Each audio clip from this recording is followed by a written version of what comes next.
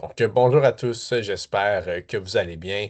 Ce matin, on se rencontre pour une nouvelle capsule et Tristan et moi là, croyaient que c'était un bon moment pour vous parler du taux marginal d'imposition versus le taux effectif marginal d'imposition en raison que nous sommes actuellement dans la période là, de cotisation réelle et la période des impôts.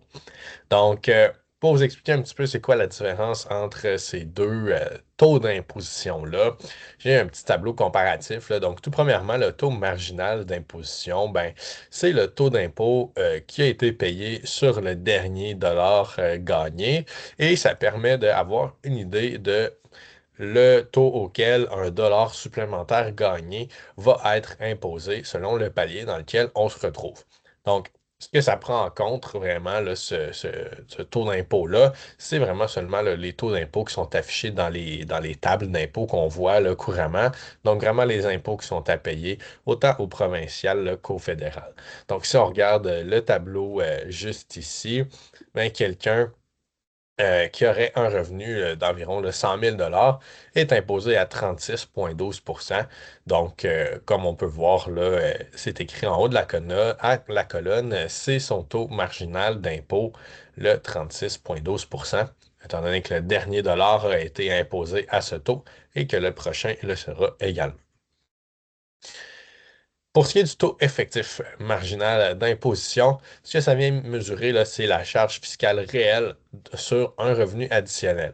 Donc, ce que ça vient prendre en compte, c'est non seulement l'impôt qui va être à payer sur chaque dollar gagné, mais également différentes cotisations qui doivent être faites avec un revenu plus élevé et certaines prestations auxquelles on n'a plus droit en ayant un revenu qui est un petit peu plus élevé. Donc, ça aide à venir comprendre ce qu'un ménage garde réellement dans leur poche pour le dollar, le prochain dollar qu'il gagne. Donc, on peut voir que c'est quand même assez, il peut y avoir quand même une assez grande différence entre les deux taux si on regarde, par exemple, la courbe juste ici. Donc, vous avez probablement déjà entendu parler là, des courbes de Laferrière, là. Donc, c'est des courbes qui nous permettent de voir, selon, selon différentes situations, euh, le taux d'impôt réel qu'on vient payer. Donc, si on regarde juste ici, on a une courbe qui est représentative d'une situation d'une personne monoparentale avec un enfant de moins de 6 ans. Donc, la ligne mauve à l'écran, là, ça représente le taux marginal d'imposition. Donc, vraiment l'impôt réel là, payé sur un prochain dollar selon les tables d'imposition. Tandis que la ligne bleue, elle prend en compte toutes les prestations et etc. Donc, on voit qu'une personne monoparentale là, qui fait environ un 65 000 par année, donc va se trouver juste ici.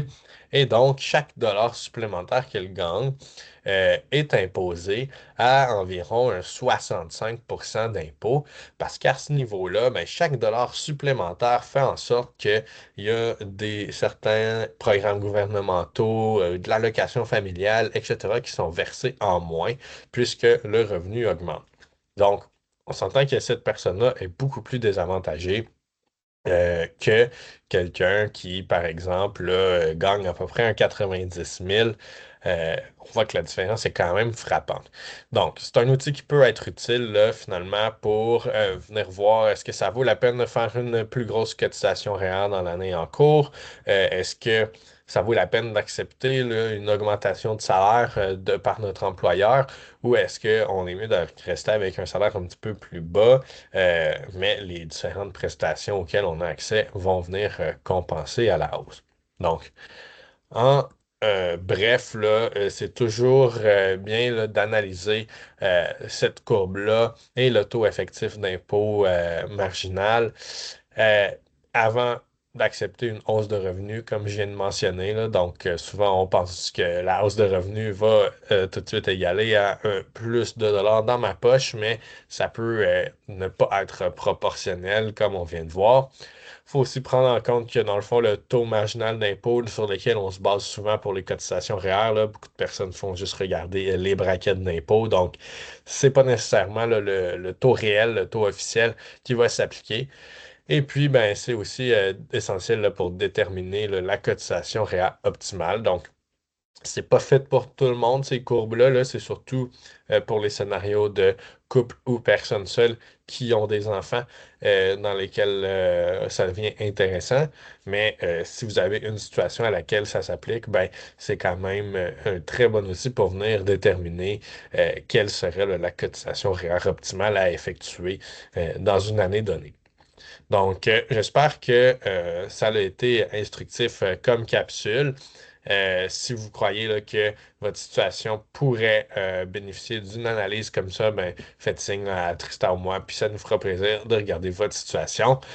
Puis sinon, ben, je vous souhaite une bonne semaine et on se revoit pour une nouvelle capsule d'ici 2 semaines. Merci.